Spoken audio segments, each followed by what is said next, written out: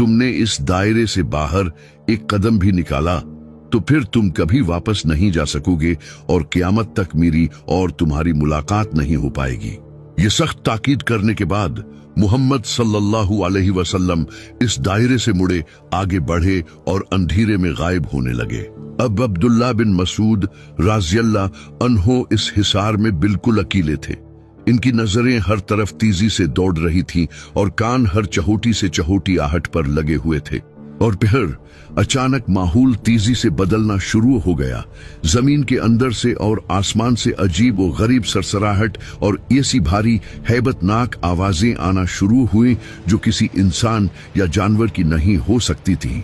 अब्दुल्ला बिन मसूद राज़ियल्लाहु अन्हु ने महसूस किया कि जैसे काले बादलों के गोल तेजी से उड़ते हुए इनकी तरफ बढ़ रहे हैं। वो लैलुल जिन थी, यानी जिन्नात की रात। अनदेखी मखलूक के बेशुमार लश्कर जमीन पर उतरना शुरू हो चुके थे। अब्दुल्ला बिन मसूद राज़ियल्लाहु अन्हु ने खुली आंखों से देखा कि अंधेरे में काले, हैबतनाक और खौफनाक साए, जिनकी शक्लें वाज़ेह नहीं थीं, लेकिन इनका वजूद दहला देने वाला था। वो उड़ते और तेजी से दौड़ते हुए इसी जगह की तरफ जमा हो रहे हैं जहां थोड़ी देर पहले मुहम्मद सल्लल्लाहु अलैहि वसल्लम गए थे। इंसानों और जिन्नात की तादाद इतनी ज्यादा थी कि एक अजीब सी गूंज और शूर पूरी वादी में फैल गया था। ये शूर और ये मंजर इतना दहशतनाक था कि कोई आम इंसान होता तो शायद इसी वक्त दहशत से मर जाता।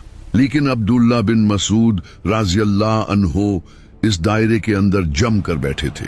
वो साए और जिन्नात इस दायरे के करीब आते, शूर मचाते, लेकिन जैसे ही इस हिफाजती लकीर के पास पहुंचते, एक अनदेखी ताकत इन्हें जोर से पीछे धकेल देती। वो किसी भी सूरत इस दायरे के अंदर दाखिल नहीं हो सकते थे, लेकिन बाहर खड़े होकर इनकी खौफनाक मौजूदगी और हैबतनाक आवाजें अब्दुल्ला बिन मसूद राज़ियल्लाहु अन्हु के पूरे वजूद को झंझोड़ रही थीं। वो बिल्कुल बेबसी के आलम में बैठे थे और अंधेरे में अपने आका को तलाश कर रहे थे, जो अब इन खौफनाक जिन्नात के एक बहुत बड़े हुजूम के बिल्कुल बीचों बीच मौजूद थे। और अब वहां कुछ ऐसा होने वाला था जिसकी नजीर तारीख में नहीं मिलती। वो काले, हैबतनाक और दिव्याकल साए अब पूरी तरह इस वीरानवादी में फैल चुके थे। इनकी शक्लें तेजी से बदल रही थीं, कुछ अजीब और गरीब खलीक की तरह लग रहे थे, कुछ के कद इतने लंबे थे कि रात के अंधेरे में आसमान को चूहते हुए महसूस हो रहे थे, और कुछ जमीन पर रेंगते हुए तेजी से इधर उधर दौड़ रहे थे। इनकी आवाजें किसी तेज आंधी, गरजते बादलों या बड़े पत्थरों के आपस में टकराने जैसी थी। ये कोई चहोटा मोटा गुरवा नहीं था, बल्कि ये जिन्नात